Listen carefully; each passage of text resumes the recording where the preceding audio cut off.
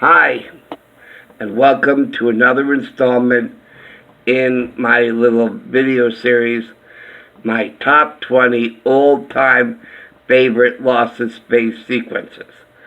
Last time we entered the top 10. Now we're continuing further as we climb up to my number one all-time favorite sequence from Lost in Space as we look at number 9. So this is my ninth all-time favorite sequence of Lost in Space. My ninth all-time favorite sequence from Lost in Space belongs in this episode, The Antimatter Man from the third season. Written by Casey Allison and directed by Sutton Rowley. Now, before the title sequence, at the very beginning of this episode, we find Will and Dr. Smith relaxing, and Will is reading to him from a book. And this book he was reading from, he was talking about alternate universes, and then the camera, Will goes off to get something to drink. The camera focuses on Dr. Smith, who is laying there, closes his eyes, and mumbles about it being nonsense and ridiculous.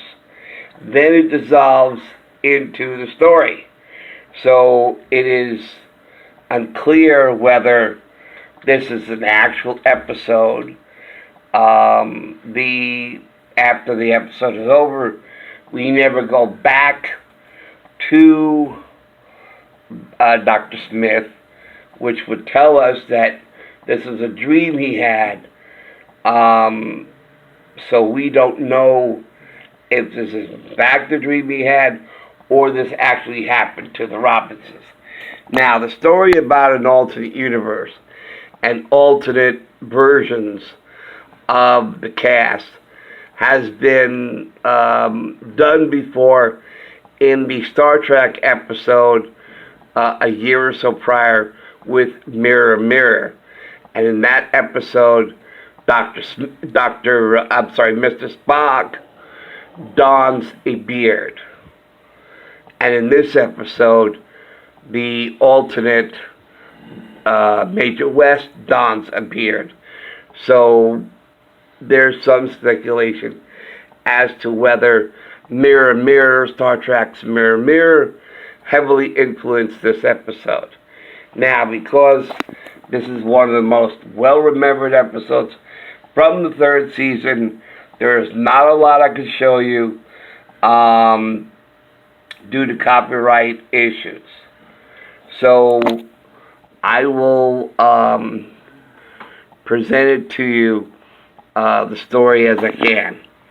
Okay, as the Professor Robinson was working on a chain exhaust system that broke through the dimensions and sent the antimatter John Robinson to him, and basically he whisked him away. And apparently when they rematerialized in the alternate universe,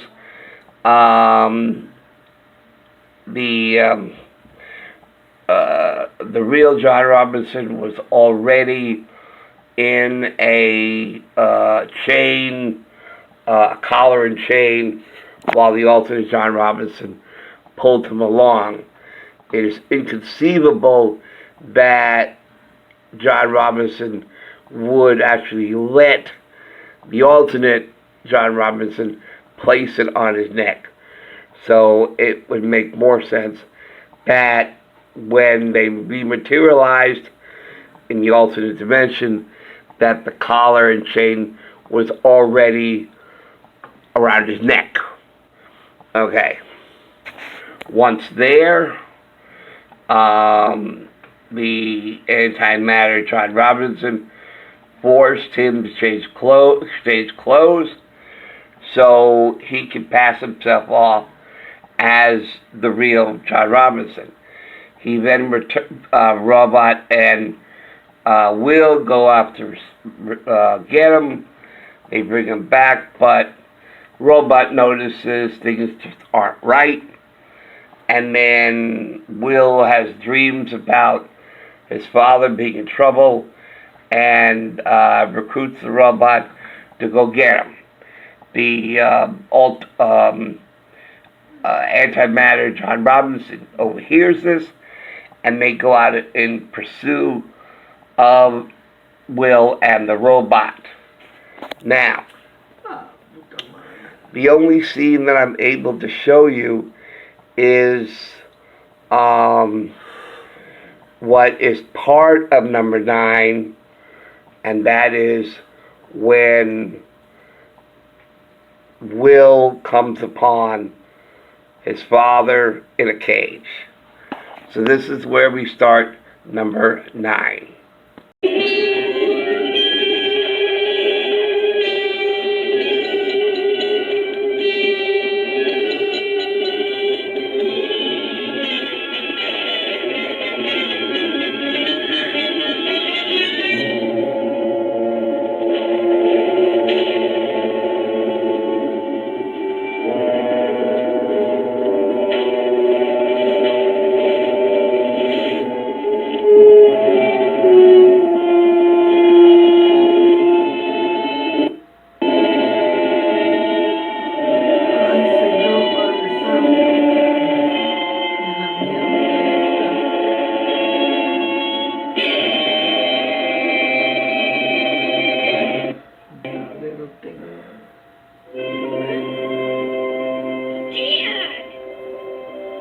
Let him go.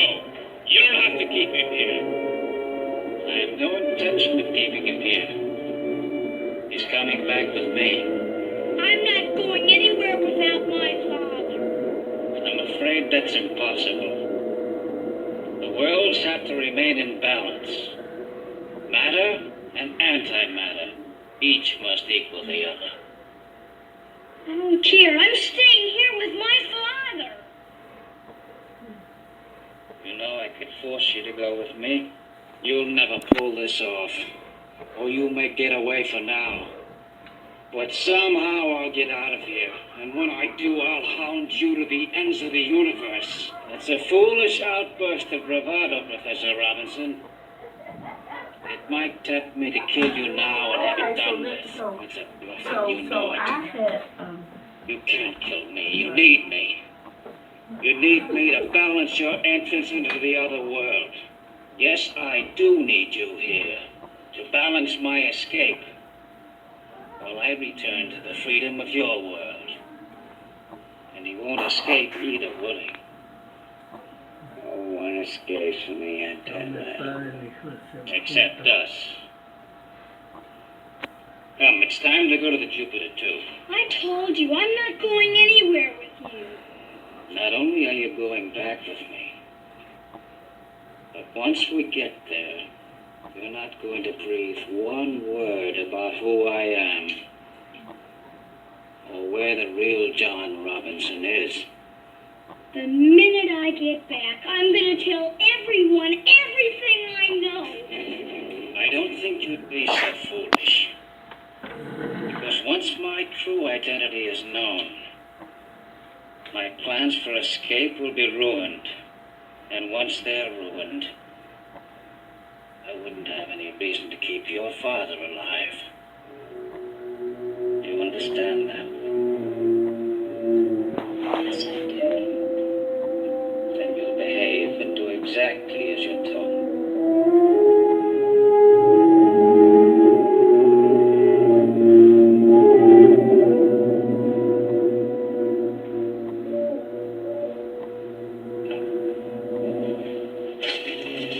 You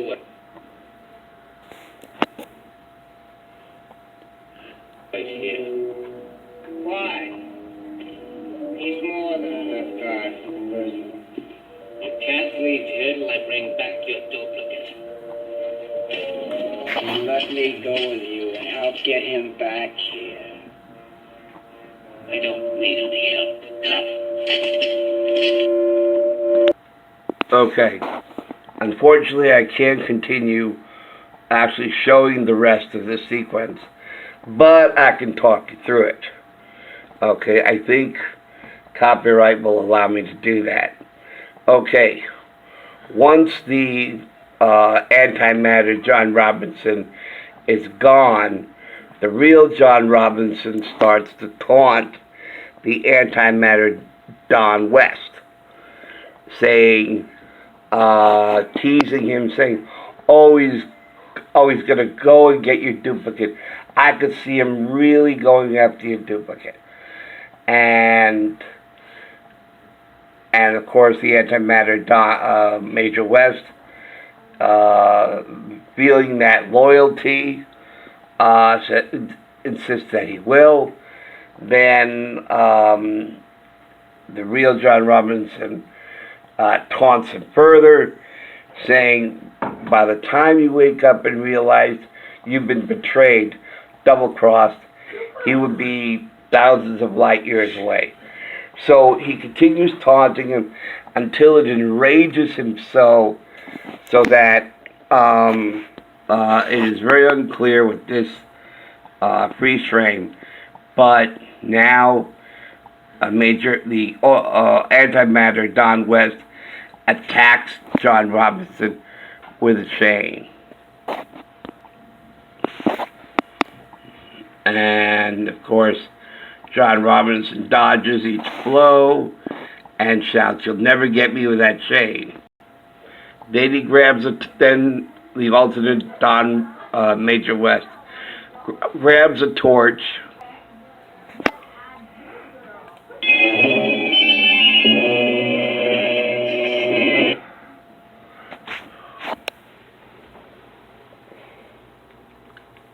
See, I told him to hurry up. I said, he gonna get you. Y'all better hurry up.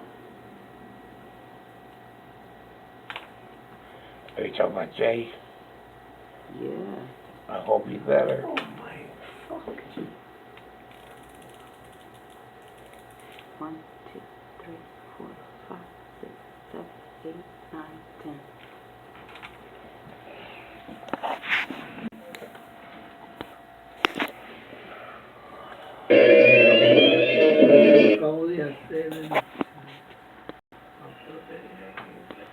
Now Major West does something, or the alternate Major West does something that John Robinson hoped he would do.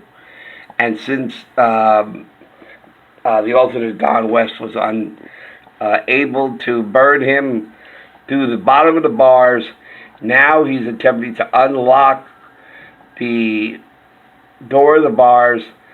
So swing open the door and get him through the open doorway. He's successful in opening the door, and John Robinson was ready for him with a swift kick to his head.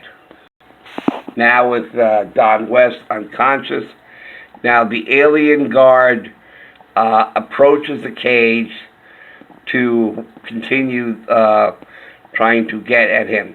Meanwhile, John, with the door now open and access to the torch, he now can get himself free of the cage. And there was plenty of time by the time the alien guard arrived at the cage. Now John closes the door, hoping that the alien did not notice that the door was open, but let alone there's now no lock on the door. Unfortunately, the alien's attempt is rather weak, because all he does is slap at the door while he rocks the cage. Then when the alien guard wasn't looking, John Robinson grabbed the torch and then proceeded to free himself of the cage. John Robinson then swings open the door with torch in hand. John Robinson then jumps out of the cage, and he continues swinging the torch at the alien guard until the robot comes up and knocks the guard unconscious. And then John Robinson goes out in pursuit of the antimatter man before reaching the doorway back to the normal dimension. The real John Robinson finally confronts the antimatter John Robinson, and a fight ensues. One of the most best choreographed fights ever in Lost in Space, and one where John Robinson's life is at stake, and because they are currently on the border in between dimensions, and this whole sequence is part of number 9, and the fight is just so well choreographed and so well written. It's sad that I can't show it the whole thing to you, but this is part of number 9, and the real John Robinson is in fact victorious in sending the antimatter John Robinson over the edge into oblivion. So that's number 9. And like I said, I wish I could do more. But at least you get an idea of what number 9 is. And now it's time for number 8. My 8th favorite sequence from Lost in Space.